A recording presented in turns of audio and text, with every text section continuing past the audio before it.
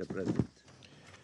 Agradezco I thank the permanent observer of the Observer State of Palestine for the statement. I now give the floor to the Minister of Foreign Affairs of the State of Israel, His Excellency Mr. Gideon Saar. You have the floor. Thank you, Mr. President. We heard the heartbreaking testimony of Eli, brother of the hostage Eviatar David, starved by Hamas. I want to thank the US and other countries for answering our call. Thank you for convening this urgent and important meeting of the UN Security Council. But we also heard here so many lies. I cannot refer to them all, but it was really funny to hear Russian Federation representative, after 3 years and a half of a brutal invasion and brutal war in Ukraine and bombardments on civilian population in Kiev and other places, speaking here the way he spoke. I also heard the Palestinian representative. I must say the Palestinians learned propaganda from you, from the Soviet era, and you were good teachers. The Palestinians invented terrorism as a way to promote their means, and it includes all Palestinian fractions. And until this very day, the Palestinian Authority continued to pay salaries to terrorists and terrorist families accordingly to the crime the terrorists committed. And this is how they encourage terrorism until this very day. You spoke about peace. From 1947, you had countless opportunities to reach peace. You rejected them all. I come here today as the Foreign Minister of the State of Israel, the sovereign state of the Jewish people, fighting for its existence for almost 2 years on 7 different fronts. I'm here today because our hostages are still there, starved, tortured by Hamas and Islamic Jihad in the dungeons of Gaza. On October 7th, Hamas invaded, with no reason, into Israel. It committed evil crimes like the Nazis and ISIS did. They murdered and raped women, killed children in front of their parents, and parents in front of their children. They beheaded people, burned whole families alive, took 251 hostages into cruel captivity. 50 of them are still there, starved and tortured. I want to read from the Dinah Project report. This report describes Hamas' sickening sexual crimes and atrocities committed on October 7th. And since then, bodies were found with objects inserted into their private parts. Bodies of naked women were found cuffed onto trees. Bodies were found with signs of genital mutilation. Most of the sexually assaulted women were among the 1,166 murdered of that day. After they were raped, they were murdered. They are forever silenced. But sexual violence continued for those taken in captivity. Amit Susana was released from Hamas' cruel captivity. She described bravely how she was forced at gunpoint to commit a sexual act on her capture.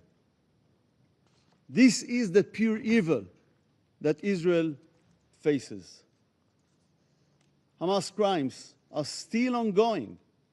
This past weekend, the whole world witnessed the cruel starvation of Eviatar David and Ron Broslavsky, tortured at the hands of Hamas and Islamic Jihad. The world saw their terrible condition. bones standing out in their skin like living skeletons, looking death in their eye. Aviatar was forced to dig his own grave. You just heard his brother, Eli. Hamas and Islamic Jihad used the starvation and torture of hostages as evil tools. It's part of a deliberate and well-planned sadistic propaganda campaign. Its goals: 1, psychological terror. 2nd, an attempt to create a link between our starved hostages and their blood libel against Israel. But it's a campaign of lies. Israel facilitated huge amounts of aid into Gaza since the beginning of the war, in an unprecedented way in the history of wars. And by the way, the quantities are growing every day, if you follow that. Yet is still accused of starvation. But the truth must be told. Hamas sadistically starves our hostages while the terrorists enjoy meat, fish, and vegetables. And we saw the brother of Aviatar demonstrated that with the photo of the well-fed terrorist with Aviatar in his terrible condition. And you all saw the thick, meaty arm of the well-fed terrorist next to Aviatar, the living skeleton forced to dig his own grave.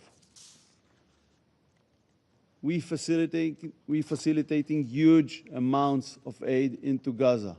No other country acts this way in war, on such a large scale, under such difficult circumstances. But Hamas loots the aid and uses it as a financial tool. We hadn't heard a word about that from the Palestinian representative. The distorted Hamas terrorists cruelly decide if and what the hostages will eat, mainly what they will not eat.